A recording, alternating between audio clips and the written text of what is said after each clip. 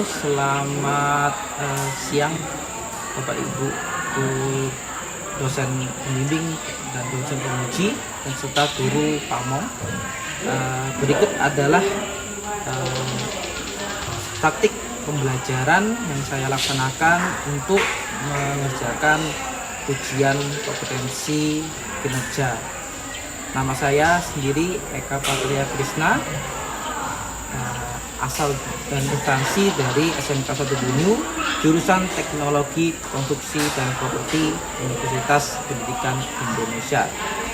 Hari ini tanggal 13, saya akan melaksanakan pengambilan video uji kinerja saya di mapel gambar teknik kelas 10 Geologi Pertambangan. Sekian, terima kasih. Selamat menikmati video pembelajaran.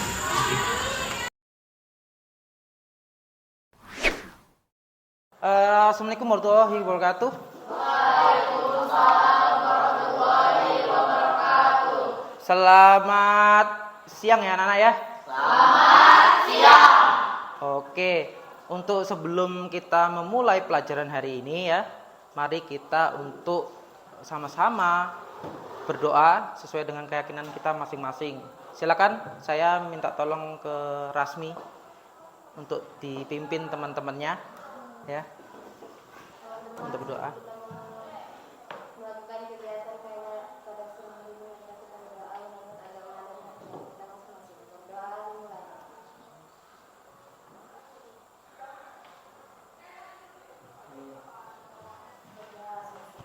Oke anak-anak, terima kasih ya.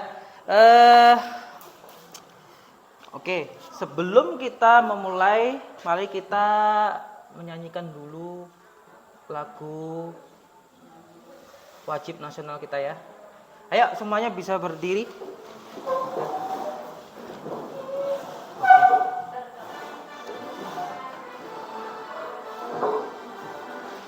Indonesia tanah airku, tanah tumpah darahku, di sanalah aku berdiri dari pandu ibuku.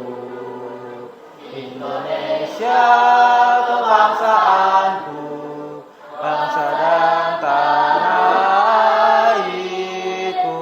Marilah kita berseru, Indonesia bersatu. Merdeka, merdeka, hiduplah Indonesia Raya. Oke, silakan duduk di tempat masing-masing. Kita mulai kegiatan kita ya. Tapi sebelumnya saya ingin absen dulu ya. Kelas 10 GP ini ya. Biar supaya saya tahu apakah murid saya hadir semua atau tidak. Oke, saya absen satu-satu. Aditya Surya Pratama hadir. Oke. Lalu Delana Nur Syah Putri hadir. Febriani Alinsa Sumbia. Oke. Fitri Nur Aini. Ibnu Munsir. Iqbal. Lalu Niha. Ada? Rasmi. Baru Ridwan. Oke, Ridwan. Lalu Salsabila hadir ya. Samsiah Priti. Oke. Ada yang belum dipanggil? Oh, kasihan sekali Anta ya.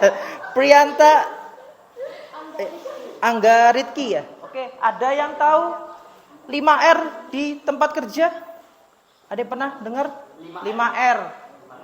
5R itu adalah budaya yang kita ambil atau terapkan dari Jepang ya. Kalau di Jepang itu ada 5S. Kalau kita 5R ya. 5R kalau kita ya.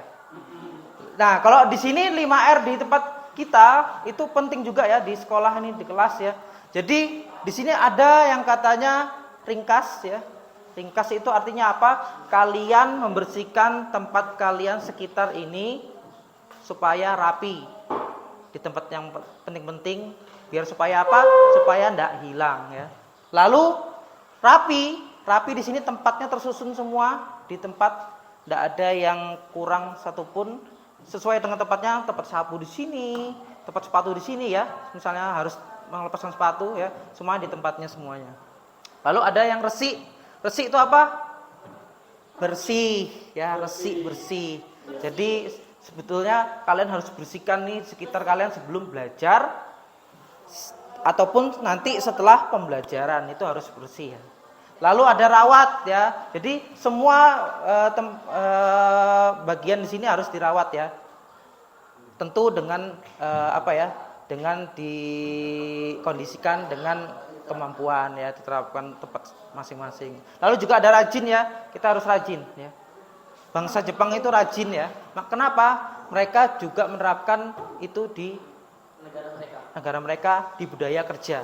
Karena kita SMK maka budaya kerja kita harus baik ya, kayak gitu ya. Makanya kita kenapa kok kita meliterasikan atau meliteraturkan dengan Jepang? Karena memang Jepang disiplin sangat tinggi anak-anak. Bisa kita contoh ya. Kompetensi dasar yang harus Anda miliki sebelum kalian belajar tentang garis ini adalah pertama ya, pengetahuan mengenai peralatan gambar. Jelas itu anak-anak.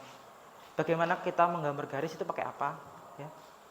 Ada penggaris, mister ukur, ada pensil gambarnya, ada pena gambarnya dan sebagainya. Dan juga kita kan menggunakan kertas ya. Itu kita harus ketahui media-media ataupun alat yang kita gunakan dalam menggambar ini. Lalu kedua, mengetahui penggunaan peralatan gambar. Jelas anak-anak ya.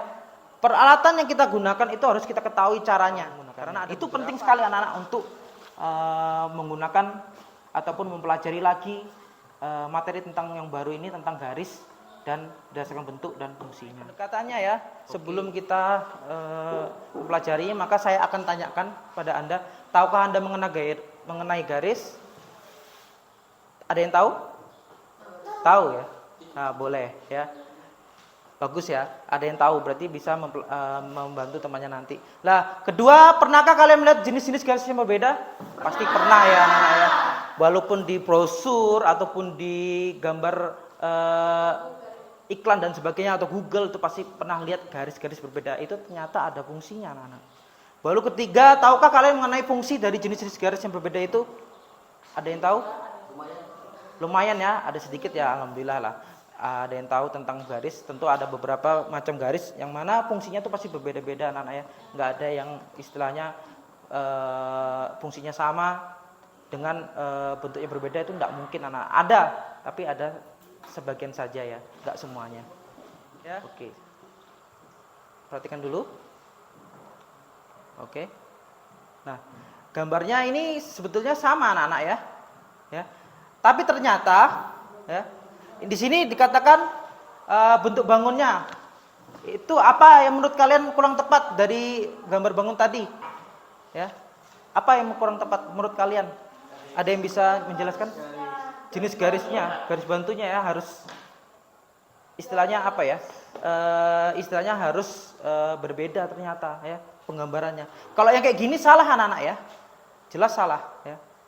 Karena memang untuk penggambaran seperti ini harus dibedakan menggunakan garis yang berbeda. Sebagainya. Maka sekarang tujuan pembelajaran kita hari ini adalah pertama ya, mengenali dengan baik menggambar garis berdasarkan bentuk dan fungsi ya.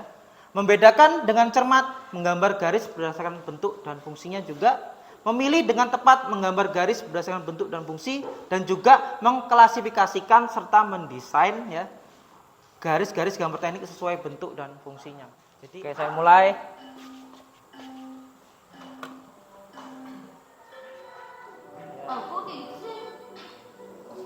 Masih proses. Ya.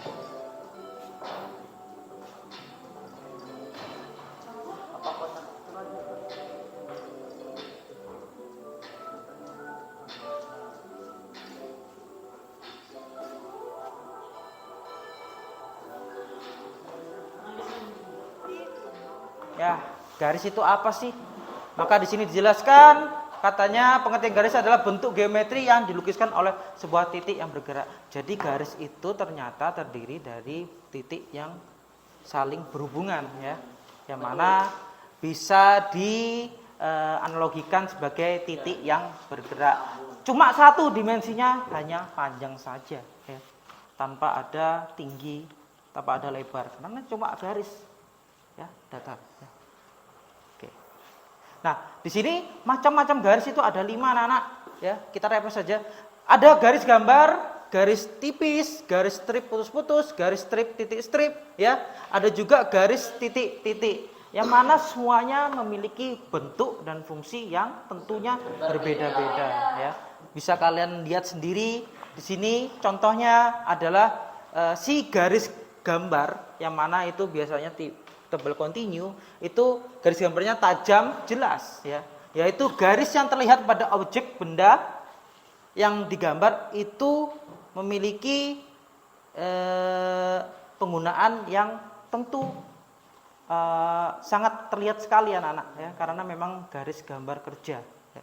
Lalu terakhir mungkin ada juga yang kalian bisa lihat di titik 5, garis titik-titik yang mana ketebalannya itu 1/4 dari garis gambar pertama. Maka garis ini berfungsi sebagai garis sumbu atau garis tengah ya. Jadi kalau misalnya kita gambar suatu garis tengah itu ada garis yang namanya garis titik-titik, itu namanya garis sumbu ya. Jelas itu anak-anak ya. Ada yang ditanyakan? Coba sini. Tidak ada? Ya. Saya lanjut dulu ya. Nah, kita masuk ke deskripsi dari beberapa macam garis. Mungkin ini sering kalian lihat ya. Pertama ini garis tebal kontinu ya anak-anak ya. Garis tebal kontinu itu garis nyata. Bisa digunakan untuk gambar kerja garis tepi. Gambar kerja itu maksudnya apa? Gambar yang digunakan untuk menggambar suatu benda yang kita inginkan di gambar teknik. Itu yang kita lihat itu adalah gambar ini. Garis tebal kontinu yang sering ya. Iya. Oke. Bentuknya tebal ya. Sekitar 0,7 dan digunakan untuk menggambar garis kerja. Nah, saya lanjut.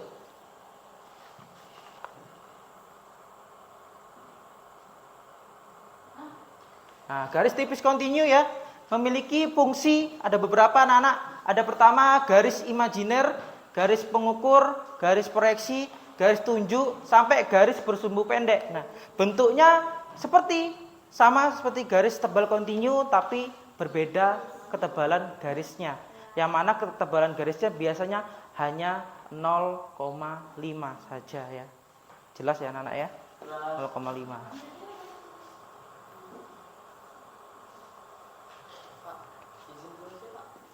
Ya, silakan.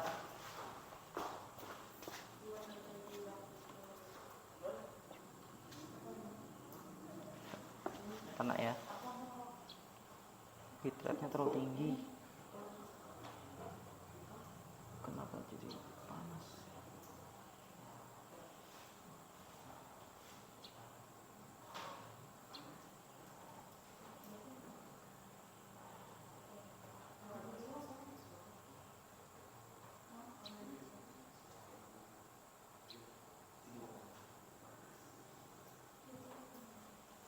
Oke.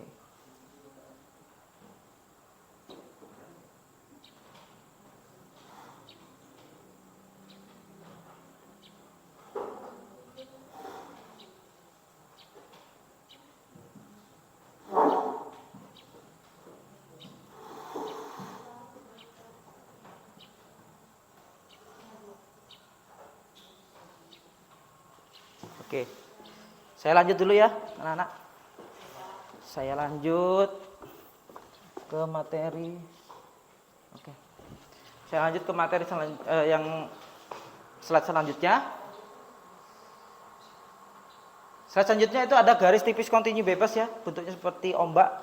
Karena memang biasanya digunakan untuk menjelaskan tentang garis batas yang dipotong, yang jika batas garisnya tidak bergaris tipis. Ini lebih ke garis potongan ya. Jadi ini adalah gambar garis batas untuk arsir. Garis arsir itu digunakan untuk apa? Untuk membantu menjelaskan tentang garis potongan. Nah, jadi kalau misalnya ada benda yang dipotong, maka harus diarsir ya, karena menunjukkan bagian dalam dari suatu benda. Jadi biasanya kalau misalnya contoh ini kita potong ya, kita potong, maka itu irisan dalamnya itu yang kita gambarkan dengan garis arsiran.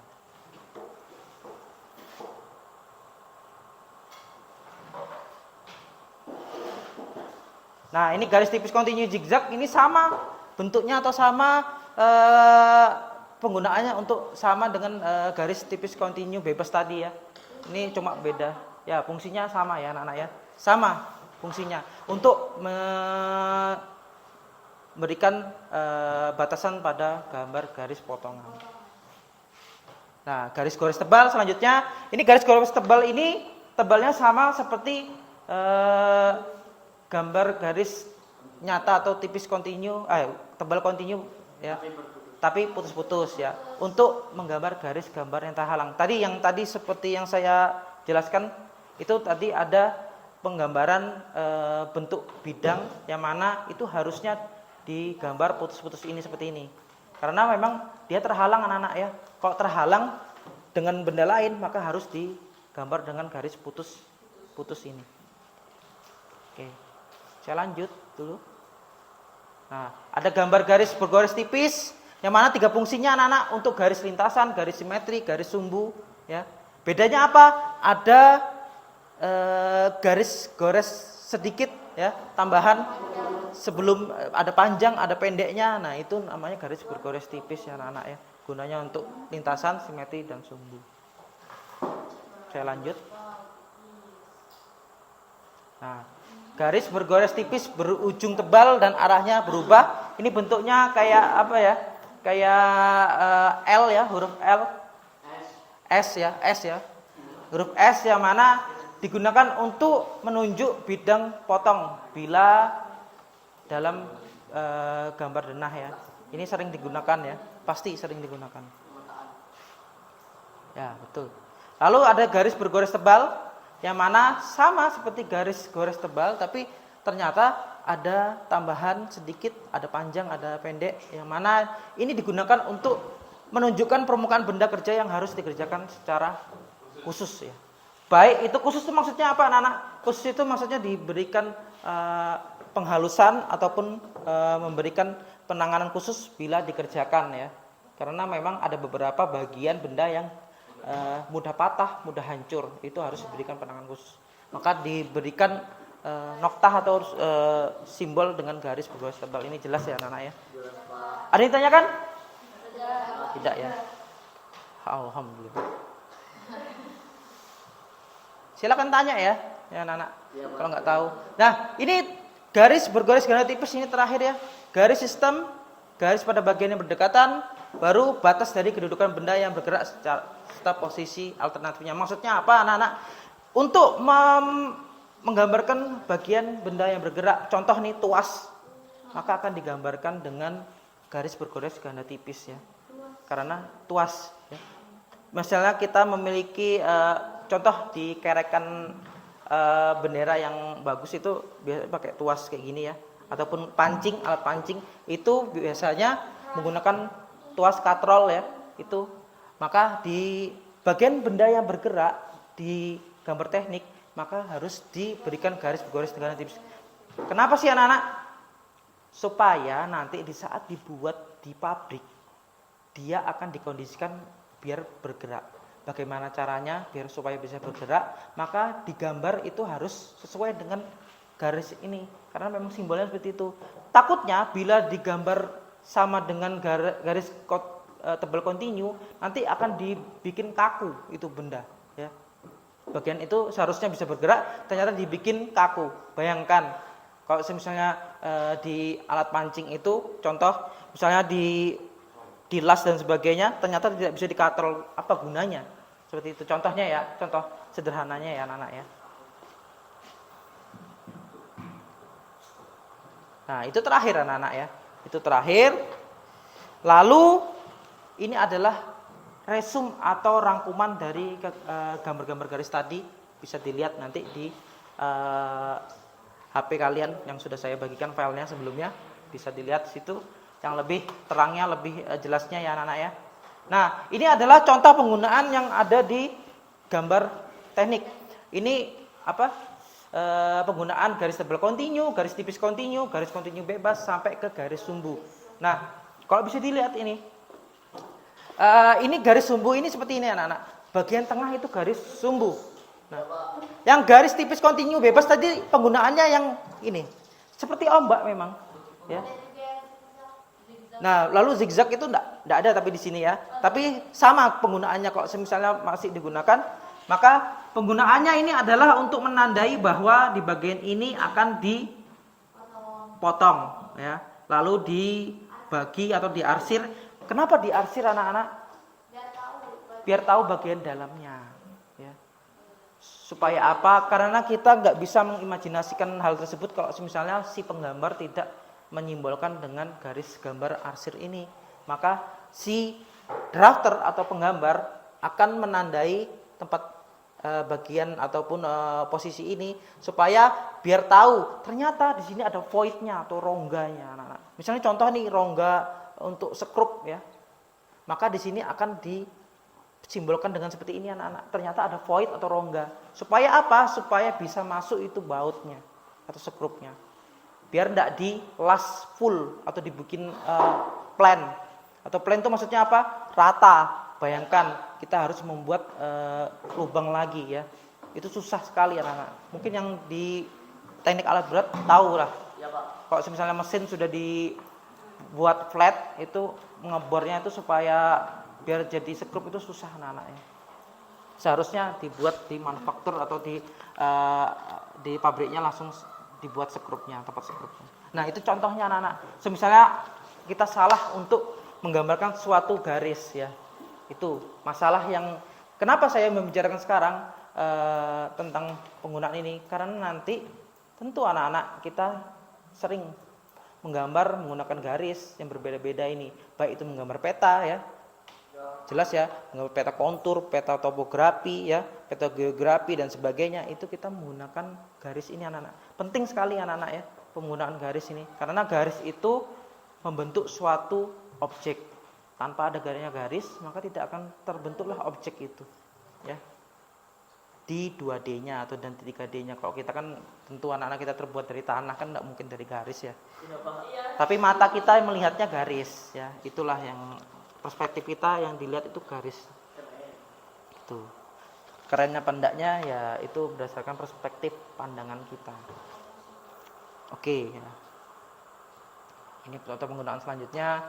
Nah, ini kalian bisa unduh materinya di QR code ini. Jadi kalian bisa pakai HP-mu ya.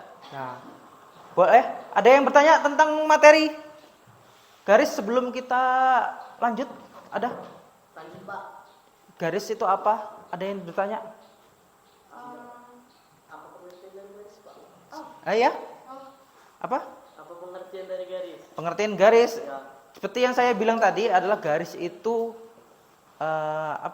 Garis itu adalah titik yang bergerak ya anak-anak. Jadi kenapa dibilang garis itu titik yang bergerak?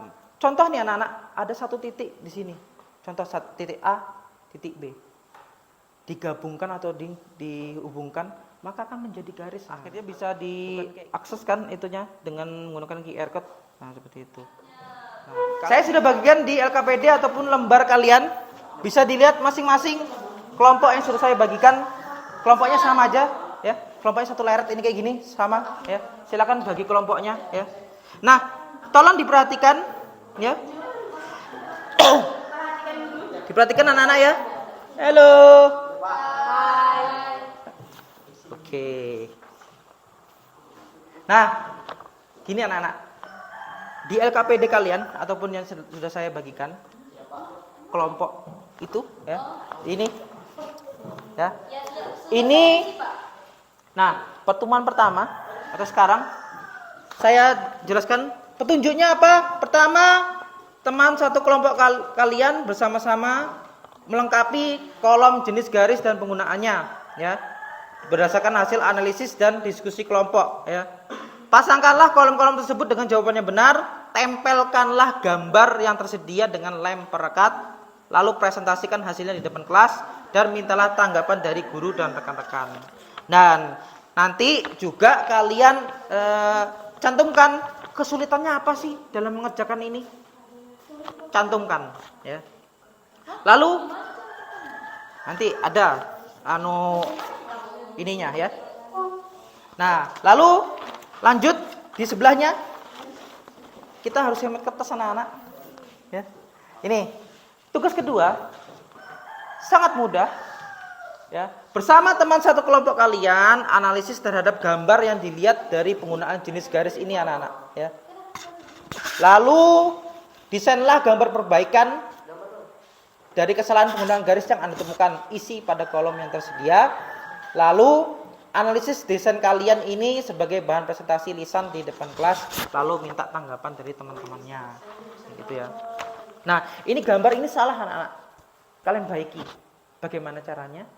Maka kalian buatlah gambar yang benar dari gambar ini. Ya. Ya. Gampang sekali anak-anak, nanti juga saya bantu. Ya. Silakan digambar di sini, di belangko ini. Ada etiketnya, ada nama kelompoknya, tinggal gambar bangunnya, tinggal dikerjakan aja, tinggal masukkan aja semua ya. Lalu terakhirnya ya. Nah, terakhirnya adalah apa? Tuliskan kesulitan dan kesalahan yang sering terjadi dalam penggambaran garis. Tulis di sini. Apa sih menurut kalian di saat kita menggambar garis nih? Apa sih susahnya? Ya, masalahnya apa? Boleh ditulis di sini. Poin-poin aja, enggak usah susah-susah. Kalian deskripsikan aja berdasarkan bahasa kalian ya. Enggak usah sulit-sulit ya. Yang penting-penting aja, yang penting misal contoh nih, susah untuk menggambar garis tebal kontinu dengan pensil yang berbeda. Ya, itu seperti itu contohnya ya. Boleh ditaruh di sini di kolom istilahnya kolom identifikasi anak-anak ya di sini ya. Nah, seperti itu silahkan dikerjakan ya anak-anak ya, jelas ya.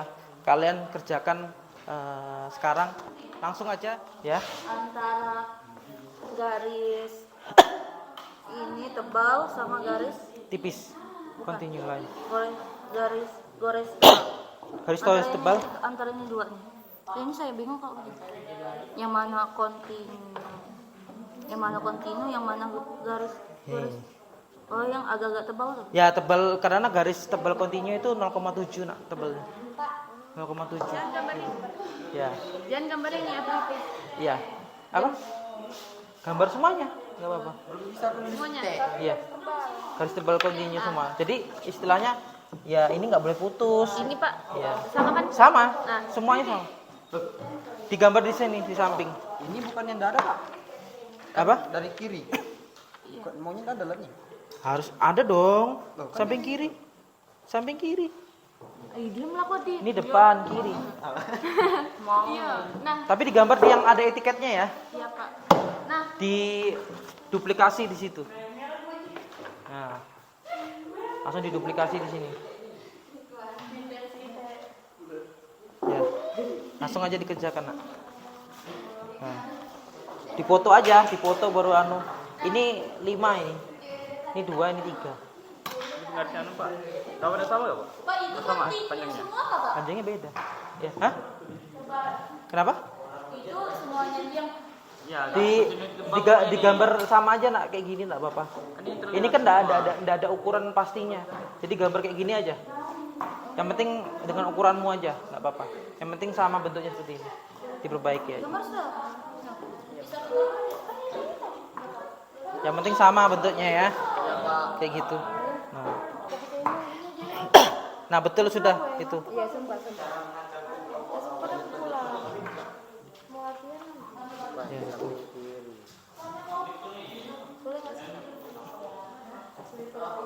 Nah, tuliskan kesulitannya, Nak. Kesulitannya apa? Nama kelompok. Di etiket. Bapak tadi mau satu begitu nggak apa-apa? Iya. Di etiket. Di etiketnya silakan. Di etiketnya ya. Di etiketnya tuliskan nama kelompok biar saya tahu. Ya.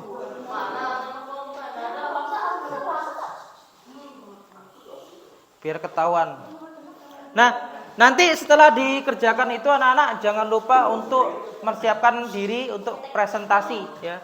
Jadi kalian setelah mengerjakan ini kalian presentasikan di depan ya. Presentasikan di depan. Pilih salah satu. Susah untuk membedakan tadi. Sudah. Sudah selesai? Hadir. Oke. Siapkan diri untuk ya presentasi ya, anak-anak. Presentasi ke depan seperti biasa ya.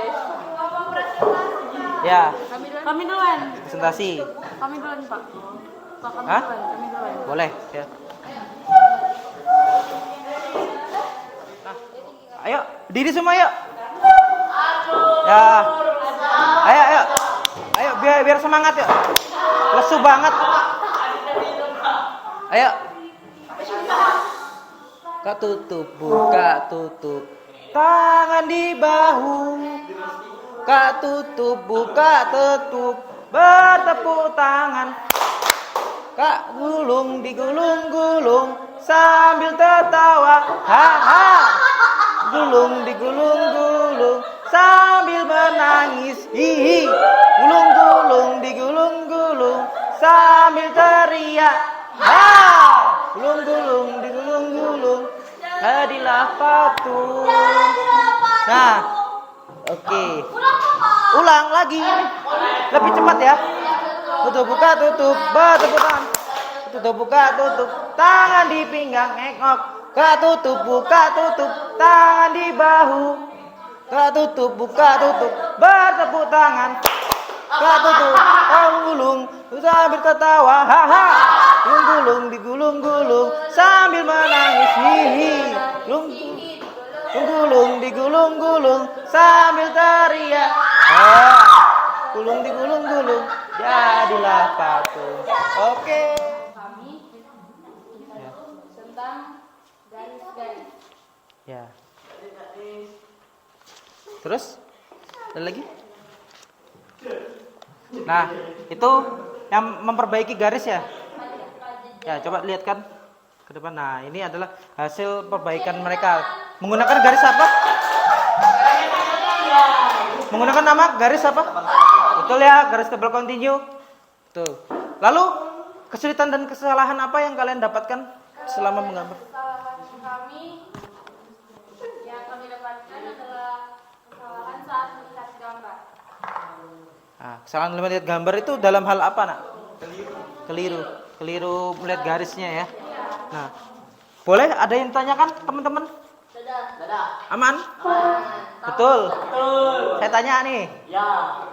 Nanti saya tanya ke kalian ya. Nah, oke. Ada yang tanyakan Salsa? Oke, silakan. Boleh? Ayo, silakan. Oke, ditutup aja. Ditutup. Oke, kita beli aplaus ya. Sudah berani ya.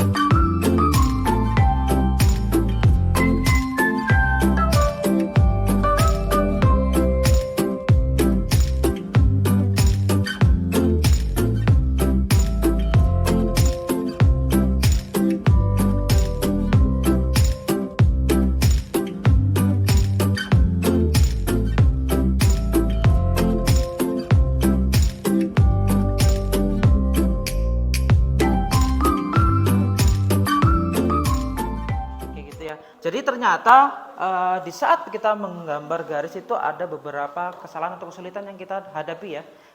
Antara lain yakni pertama tadi seperti kelompoknya si Anta itu kesulitannya membedakan garisnya. Ada juga yang memiliki peralatan yang tidak lengkap. Nah, ada juga yang tadi kesalahan melihat bentuk, keliru melihat bentuk. Itu adalah memang yang sering terjadi di saat kita melihat garis. Karena memang apa ya, Nana? Garis bentuknya hampir sama semua ya. Jadi kita yang membedakan itu cuma tebalnya dan juga bentuknya saja yang hampir sama semuanya. Tapi kalau misalnya kita breakdown lagi, kita diskusikan lagi, ternyata beda-beda fungsinya ya. Kayak gitu ya anak-anak ya. Hasil diskusi kita hari ini ternyata memang seperti itu. Macam-macam garis itu memiliki bentuk dan fungsi yang berbeda. Silakan masukkan kode permainannya untuk post test. Yang tadi ada pretest, ada post test sekarang. Nah, silakan masukkan kode di join my quiz, masukkan kode 235318. Kita menggunakan quiz di sini untuk post test kembali. Silakan. Oke. Biar saya jawab di sini. Yes. Woi. Silakan dikerjakan. Siapa itu? Mabar guys? Siapa mabar guys? Zilong? Sip up. Sip. Woi, oke ya, sudah bagus ya tepuk tangan. Nah, ada hadiah ya untuk kalian. Karena juara 1. Ya ada. Lah. Gimana sini. Yang juara 1 siapa? Si Yan di sini. Nah, ini ya. Nah, siapa lagi tadi itu satunya? Iqbal. Nah, kan. Tadi setelah kita post test itu ternyata ada peningkatan ya. Benar ya. Jadi sudah bagus semua. Ternyata penyerapannya sudah bagus ya tentang garis ini. Nah, kita simpulkan dulu anak-anak. Garis itu apa? Jadi garis itu merupakan bentuk geometri yang digambarkan seperti titik yang bergerak ya. Jelas ya anak-anak ya kesimpulannya. Lalu kedua, terdapat beberapa jenis garis, ya kan? Ada beberapa jenis garis. Terakhir, ternyata kalian bisa mendesain garis ya. Selamat ya anak-anak ya. Jadi di saat kalian mengerjakan kelompok itu ternyata kalian sudah bisa mengerjakan garis secara tidak sengaja, ataupun sebetulnya sengaja sih saya suruh, cuma secara tidak sadar kalian bisa mengerjakan ataupun mendesain garis dasarnya dulu ya, sebelum kalian menggambar proyeksi ya. Sudah tahu proyeksi nanti itu lebih susah lagi karena kita harus berimajinasi untuk menggambarnya. Kayak gitu ya anak-anak ya. Nah, itu adalah kesimpulannya. Nah, refleksinya hari ini, refleksi itu apa yang istilahnya apa yang kita dapatkan sih anak-anak. Nanti kalian bisa cek di link WhatsApp ataupun nanti saya bagikan linknya, kalian bisa cek di situ, jawab di situ ya anak-anak ya. Bisa pakai Google Form, nanti kapanpun di kalian nanti bisa kerjakan ya. Seperti itu ya anak-anak ya. Nanti refleksinya biar supaya ada dokumentasinya ya. Kayak gitu. Nah,